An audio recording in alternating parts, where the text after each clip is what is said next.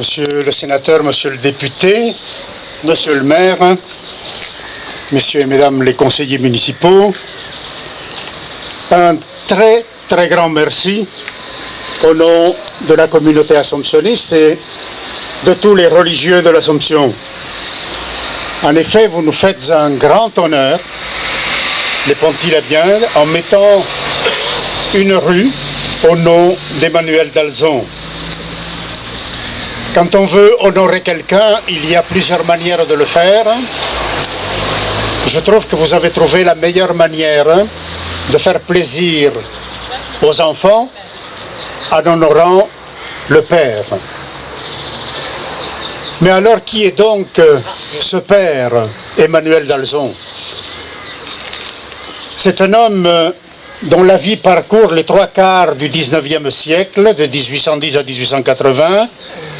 C'est un homme du Midi, né dans le Gard, au Vigan, mort à Nîmes, et son activité s'est déroulée presque entièrement dans cette ville.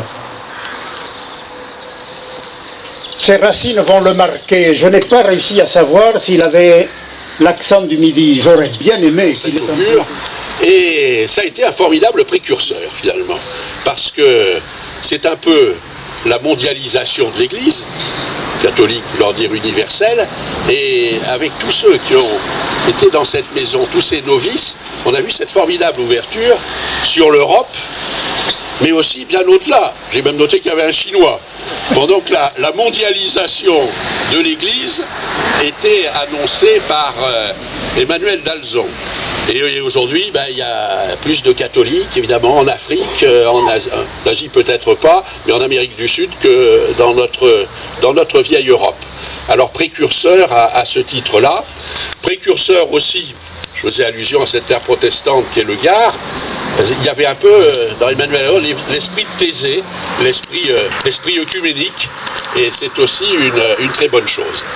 Et puis bien sûr cette ouverture sur le monde, mais cette ouverture sur les choses de l'esprit, disciple de la menée, plaçant très haut l'éducation, l'instruction, et il est intéressant que cela se fasse dans Pont-l'Abbé d'Arnoux, qui est une ville éminente de ce point de vue-là, puisque je regardais encore récemment le classement des lycées, et c'est bien évidemment un établissement, rendons hommage à qui le mérite, qui est en tête avec quoi 100% de réussite.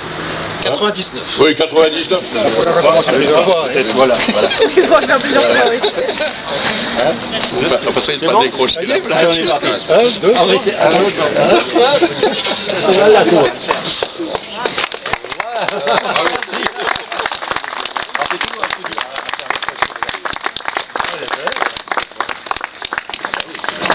Et là, ça prouve bien des choses.